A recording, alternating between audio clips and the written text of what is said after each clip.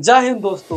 एक ऐसा जहाज जिसे लोग कहते थे इसे भगवान भी नहीं डुबा सकता, लेकिन अपनी पहले ही यात्रा में यह हमेशा के लिए समंदर में गायब हो गया। आखिर उस रात टाइटैनिक के साथ ऐसा क्या हुआ? एक ऐसा जहाज जिसे अपने समय का सबसे भव्य, सबसे शानदार और सबसे आधुनिक समुद्री जहाज माना जाता था। जब यह बंदरगाह पर खड़ा होता था तो लोग उसे बस देखते ही रह जाते। इसे देखने के लिए हजारों लोग उमड़ पड़े थे, और आते भी क्यों नहीं। यह जहाज लगभग 269 मीटर लंबा और करीब 53 मीटर ऊंचा था। यानी यह किसी बड़े टावर से भी ज़्यादा ऊंचा और भव्य लगता था। बाहर से जितना विशाल और राजसी दिखता था, अंदर से उतना ही आलीशान था। टाइटैनिक को व्हाइट स्टार लाइन कंपनी के लिए बनाया गया था। इसका निर्माण हरलैंड वुल्फ नाम की कंपनी ने बनाया था, और वह कंपनी बेलफास्ट आयरलैंड नाम की जगह पर स्थित है। उस दौर में सिर्फ इसे एक जहाज नहीं, बल्कि इंसानी इंजीनियरिंग की सबसे बड़ी उपलब्धियां में से एक मानी जा रही थी। इसके अंदर शानदार कमरे, बड़े डाइनिंग हॉल्स, आराम के लिए खास जगह और ऐसे कई सुविधाएं थी जिन्हें देखकर लोग हैरान रह जाते थे। इसमें लगभग 8 से 40 कमरे थे। यह सिर्फ सफर का साधन नहीं था, यह ताकत, दौलत और आधुनिक का चलता फिरता प्रतीक बन चुका था। यही वह वजह थी कि टाइटैनिक को उस समय दुनिया का सबसे सुरक्षित और मजबूत जहाज माना जाता था। इसे ऐसे डिजाइन किया गया कि लोग इसे लगभग अनसिंकेबल कहने लगे थे, यानी ऐसा जहाज जो कभी डूब ही नहीं सकता। इसमें लगभग 16 वाटर टाइट कंपार्टमेंट्स बनाए गए थे। सोचा यह गया था अगर 4 कंपार्टमेंट तक पानी भर जाए तो भी जहाज तैरता रहेगा। लेकिन इतिहास अक्सर वही करवट लेती है जहां इंसान सबसे ज्यादा भरोसा करती है। इस जहाज की कमान संभाल रहे हैं 62 साल के अनुभवी कैप्टन एडवर्ड जॉन स्मिथ। इसके डिजाइनर थॉमस एडवर्ड के लिए भी यह जहाज एक गर्व की चीज था। मीडिया में टाइटैनिक की खूब चर्चा थी। जब यह अपनी पहली यात्रा पर निकलने वाला था तो लोग को लग रहा था कि वे इतिहास बनते हुए देख रहे हैं। टाइटैनिक ने अपनी पहली यात्रा में कुल मिलाकर लगभग 22 से 24 लोग को साथ लिया। इसमें से करीब 1300 पैसेंजर थे और लगभग 900 क्रू मेंबर्स। जहाज पर अमीर व्यापारी भी थे, सपने लेकर नया देश की ओर जा रहे परिवार भी और कर्मचारी भी, जो इस विशाल जहाज को चलाने और संभालने में लगे थे। हर किसी के मन में उत्साह था। किसी को यह अंदाजा भी नहीं था यह यात्रा कुछ ही दिनों बाद दुनिया की सबसे दर्दनाक त्रासदियों में बदल जाएगी। सफर के दौरान टाइटैनिक को बर्फ के पहाड़ यानी आइसबर्ग की वार्निंग मिलने लगी। पहली वार्निंग आने के बाद भी जहाज की स्पीड बहुत तेजी से बनी रही। अगले 2 दिनों में और भी वार्निंग मिली, लेकिन खतरे को उतना गंभीरता से नहीं लिया गया जितनी लेनी चाहिए थी। टाइटैनिक अपने रफ्तार में आगे बढ़ता रहा। यह वही आत्मविश्वास था जो बाद में सबसे बड़ी कमजोरी साबित हुआ। फिर आई वह रात, 14 अप्रैल 1912 की रात। आसमान में चांद नहीं था, चारों तरफ गहरा अंधेरा था। समुद्र भी असामान्य रूप से शांत था। पानी इतना सपाट था कि दूर तैरते हुए आइसबर्ग को पहचानना उतना ही मुश्किल हो गया था। जहाज के सबसे ऊंचे हिस्से पर एक जगह होती थी जिसे क्रॉस नेस्ट कहा जाता है। यही लुकआउट पॉइंट है। यहाँ पर बैठे लोग दूर तक नजर रखते थे और खतरे की सूचना देते थे, लेकिन उनके पास बिनोकुलर्स नहीं थे। उन्हें अपनी आंखों पर ही भरोसा करना था।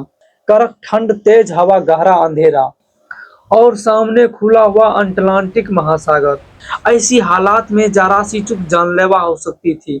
फिर रात के 11:40 से ठीक पहले फ्रेडरिक फील की नजर अचानक पड़े एक विशाल काले आकार पर गए। वह बहुत बड़ा आइसबर्ग था। खतरा बिल्कुल सामने था। उसने तुरंत 3 बार घंटी बजाई। यह साफ डेंजर सिग्नल था। फिर उसने जहाज के कंट्रोल रूम में फोन किया। सामने बहुत बड़ा बर्फ का पहाड़ है। वहां पर मौजूद अधिकारी विलियम मोडोच ने तुरंत एक्शन लिया। जहाज को मोड़ने का आदेश दिया। इंजन रूम को भी आदेश भेजा गया। टाइटैनिक को बचाने की पूरी कोशिश हुई, और सच कहे तो जहाज काफी हद तक मुड़ भी गया था, लेकिन अब बहुत देर हो चुकी थी। 14 अप्रैल 1912 की रात 11:40 पर टाइटैनिक का आगे वाला दाहिना हिस्सा आइसबर्ग से टकरा जाती है। यह टक्कर सामने से सीधी नहीं थी। जहाज करीब 10 सेकंड तक उस बर्फीले पहाड़ से घिसटता हुआ आगे बढ़ा। बाहर से देखने पर नुकसान उतना भयानक नहीं लगा। कई यात्रियों को लगा भी नहीं कुछ बड़ा हुआ है, लेकिन असली तबाही जहाज के नीचे शुरू हो चुकी थी। बर्फ ने टाइटैनिक के हुल को चीरकर कई हिस्सों में पानी के लिए रास्ता बना दिया गया। यही वो पल था जहां अनसिंकेबल होने का सपना टूटना शुरू हुआ, क्योंकि आइसबर्ग की थोड़ा सा हिस्सा ही पानी के ऊपर दिखता था, बल्कि उसका बड़ा हिस्सा नीचे छुपा रहता है। टाइटैनिक के ऊपर जितना दिखाई दिया, खतरा कहीं उससे ज्यादा नहीं था। टक्कर के बाद डैमेज की जांच की गई। कैप्टन एडवर्ड जॉन स्मिथ और डिजाइनर थॉमस एडवर्ड को जल्दी समझ में आ गया कि मामला बहुत गंभीर है। नीचे के हिस्से में पानी तेजी से भर रहा था। जहाज के अंदर काम कर रहे लोग तेजी से ऊपर आने लगे। वाटर टाइट डोर तेजी से बंद करने लगे, लेकिन अब कोई फायदा नहीं था। टाइटैनिक को इस तरह से बनाया गया था कि अगर 4 कंपार्टमेंट तक पानी भर जाए तब भी वह बच सकता था, लेकिन आइसबर्ग ने 5 से अधिक कंपार्टमेंट को डैमेज कर दिया था। इसका मतलब साफ था, अब टाइटैनिक नहीं बचेगा। अब कैप्टन ने रेडियो रूम को आदेश दिया कि आसपास के जहाजों को तुरंत डिस्ट्रेस सिग्नल भेजा जाए। वे लगातार एक के बाद एक मैसेज भेजते रहे। सॉस, टाइटैनिक डूब रहा है, तुरंत मदद के लिए आओ। हर सिग्नल में मदद की पुकार थी।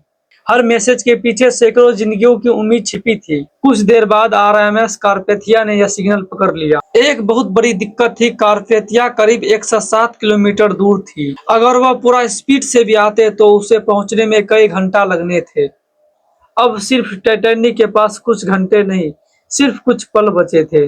उधर एक जहाज कैलिफोर्नियन भी आसपास था, लेकिन उसने समय पर वह मदद नहीं मिल सकी जो शायद सैकड़ों जानें बचा सकती थी।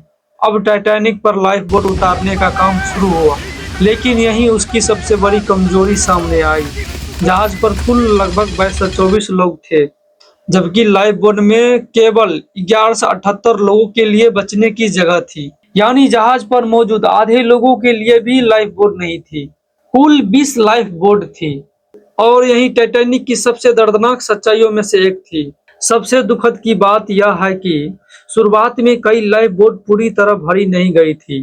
कुछ नावों में जहां 65 लोगों तक बैठने की जगह थी, वहां सिर्फ 12-15 या उससे थोड़ा ज्यादा लोग को भेजे गए। शुरुआत में बहुत सारे यात्रियों को यह यकीन नहीं था कि टाइटैनिक सच में डूब सकता है। लोग अब भी उसे दुनिया का सबसे सुरक्षित जहाज मान रहे थे। इसी भ्रम में बहुत सी कीमती जानें छीन ली। धीरे धीरे जहाज का अगला हिस्सा पानी में और नीचे जाने लगा। अफरा तफरी बढ़ती जा रही थी।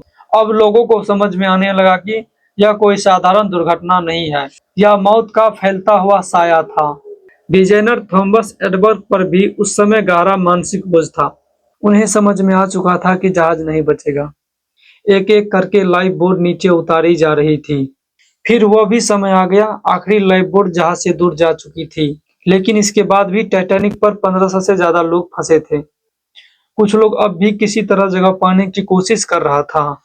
कुछ ने अपने किस्मत को मान लिया था, कुछ प्रार्थना कर रहे थे, कुछ अपने प्रियजनों को आखिरी बार पकड़कर खड़े रहे, और कुछ स्तब्ध होकर सामने हो रही तबाही को देख रहे थे। इसी बीच टाइटैनिक का म्यूजिशियन शुरू से लेकर अंतिम तक लोगों की मन बहलाने की कोशिश कर रहे थे। हर तरफ डर, चीख, अफरा तफरी, तब भी संगीत बजाते रहे। उनका एहसास टाइटैनिक के कहानी मार्मिक हिस्से में से एक है। मौत सामने खड़ी थी, फिर भी वे दूसरों के दिलों में हिम्मत रखने की कोशिश कर रहे थे। अब जहाज का अगला हिस्सा पूरी तरह लगभग पानी में समा चुका था। पिछला हिस्सा ऊपर उठता गया, वजन का दबाव बढ़ता गया, और फिर आया वह पल जिससे टाइटैनिक की कहानी को इतिहास में हमेशा के लिए दर्ज कर दिया। 15 अप्रैल 1912 की रात करीब 2:20 पर टाइटैनिक 2 बड़े हिस्सों में टूट गया।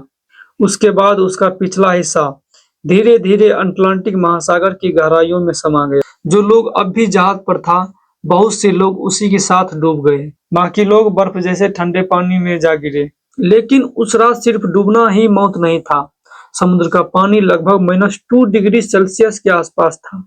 इतना ठंडे पानी में मनुष्य का शरीर कुछ ही मिनटों में जवाब देने लगता है।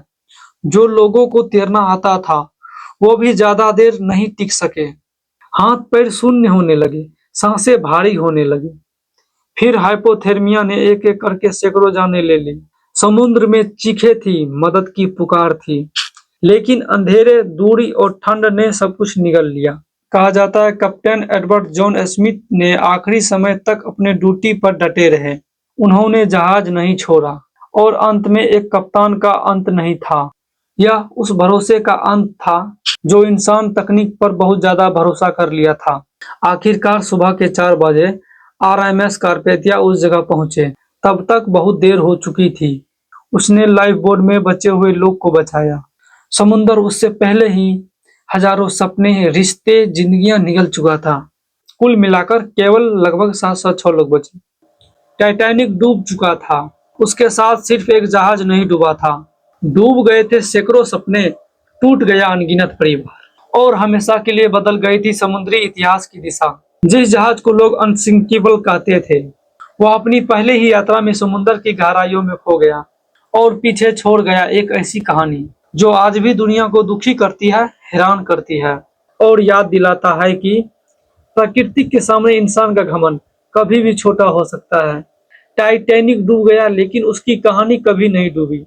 अगर ये वीडियो आप लोग को अच्छा लगा है तो चैनल को सब्सक्राइब करें